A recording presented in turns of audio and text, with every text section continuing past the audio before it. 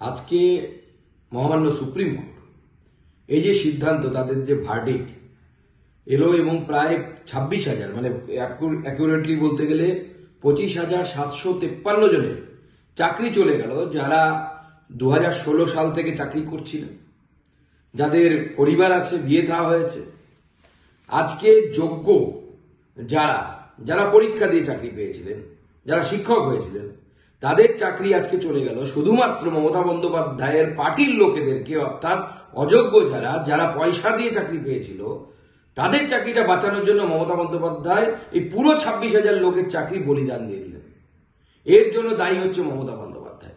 এই যে 26,000 পরিবার আজকে রাস্তায় বসে গেল, এর জন্য যদি কেউ দায়ী থাকে তা হচ্ছে সে হচ্ছে তৃণমূল কংগ্রেস এবং তৃণমূল কংগ্রেসের সর্বময় কর্ত্রী মমতা বন্দ্যোপাধ্যায় এবং তার চেলাচামুন্ডা, যারা লাখ লাখ টাকা নিয়ে এই চাকরিগুলো, কিছু চাকরি এর মধ্যে থেকে 26,000-এর মধ্যে থেকে যারা অযোগ্য তাদের চাকরিগুলো দিয়েছিলেন। আমার প্রশ্ন হচ্ছে, মমতা বন্দ্যোপাধ্যায়ের এসএসসি স্কুল সার্ভিস কমিশন, রাজ্য সরকার কেন যোগ্য এবং অযোগ্য এই পৃথকীকরণ কেন করে দিলেন না? যদি আজকে যোগ্য এবং অযোগ্য এই পৃথকীকরণ মহামান্য আদালতের সামনে রাজ্য সরকার করে দিতেন, তাহলে পরে আজকে কিন্তু এই টোটাল 26,000 প্রায় 25,573 জন এদের কিন্তু চাকরি চলে যেত না। শুধু অযোগ্যদের যেত, যোগ্যরা বহাল তবিয়তে চাকরি করতেন। আজকে মমতা বন্দ্যোপাধ্যায়ের জন্য, মমতা বন্দ্যোপাধ্যায়ের পার্টির এই দুষ্কৃতীদের জন্য, যারা ঘুষখোর, জোচ্চোর তৃণমূল নেতা, তাদের জন্য এই এতগুলো পরিবার আজকে রাস্তায় বসলো। আমরা ছেড়ে দেব না। আমরা আগামী দিনে মমতা বন্দ্যোপাধ্যায়ের সরকারকে এই তার চেয়ার থেকে উঠিয়ে ফেলবো। এর জন্য দায়ী হচ্ছে মমতা বন্দ্যোপাধ্যায়। আমরা খুব শীঘ্রই এর বিরুদ্ধে পথে নামছি। ভারতীয় জনতা পার্টি এর বিরুদ্ধে আন্দোলন করবে। রামনবমী পার হয়ে গেলেই ভারতীয় জনতা পার্টি পূর্ণ শক্তি দিয়ে এর বিরুদ্ধে নামবে।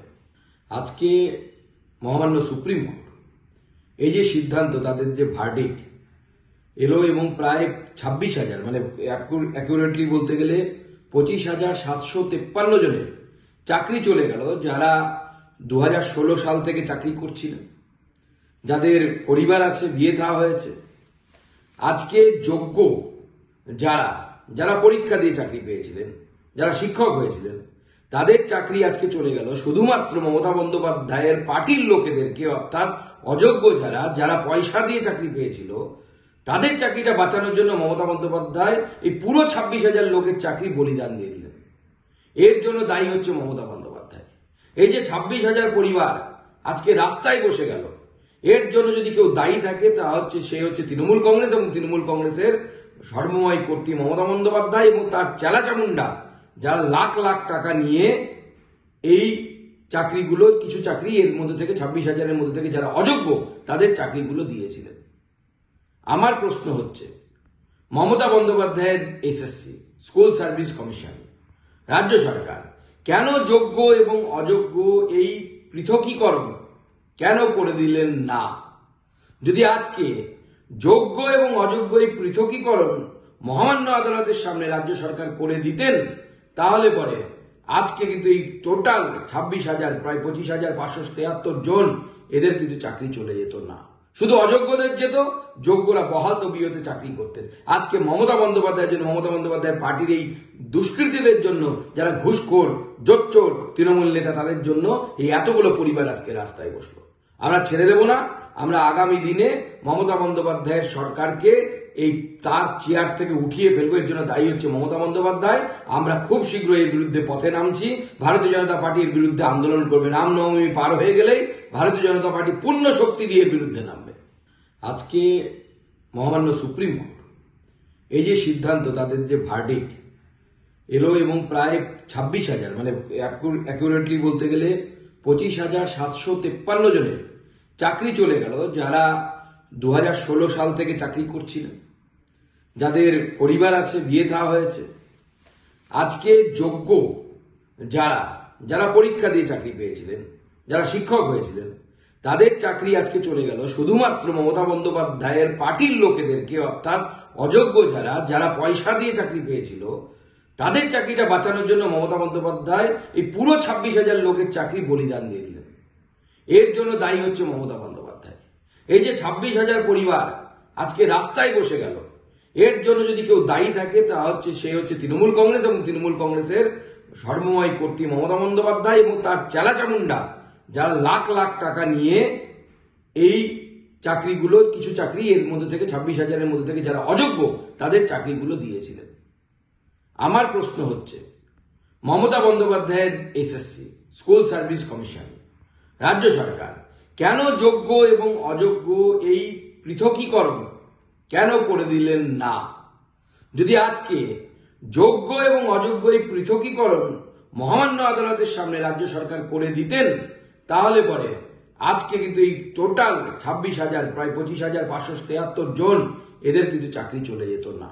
শুধু অযোগ্যদের যেত, যোগ্যরা বহাল তবিয়তে চাকরি করতেন। আজকে মমতা বন্দ্যোপাধ্যায়ের জন্য, মমতা বন্দ্যোপাধ্যায় পার্টির এই দুষ্কৃতীদের জন্য, যারা ঘুষখোর, জোচ্চোর তৃণমূল নেতা, তাদের জন্য এই এতগুলো পরিবার আজকে রাস্তায় বসলো। আমরা ছেড়ে দেব না। আমরা আগামী দিনে মমতা বন্দ্যোপাধ্যায়ের সরকারকে এই তার চেয়ার থেকে উঠিয়ে ফেলবো। এর জন্য দায়ী হচ্ছে মমতা বন্দ্যোপাধ্যায়। আমরা খুব শীঘ্রই এর বিরুদ্ধে পথে নামছি।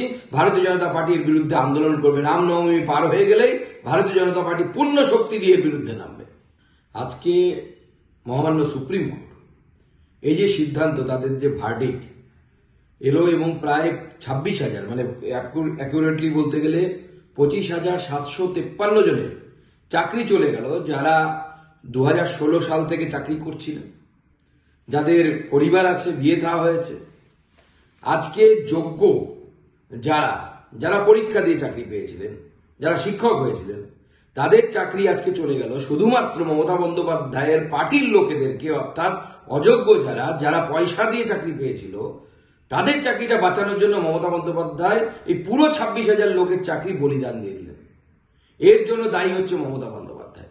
এই যে 26,000 পরিবার আজকে রাস্তায় বসে গেল, এর জন্য যদি কেউ দায়ী থাকে তা হচ্ছে সে হচ্ছে তৃণমূল কংগ্রেস এবং তৃণমূল কংগ্রেসের সর্বময় কর্ত্রী মমতা বন্দ্যোপাধ্যায় এবং তার চেলাচামুন্ডা, যারা লাখ লাখ টাকা নিয়ে এই চাকরিগুলো, কিছু চাকরি এর মধ্যে থেকে 26,000-এর মধ্যে থেকে যারা অযোগ্য তাদের চাকরিগুলো দিয়েছিলেন।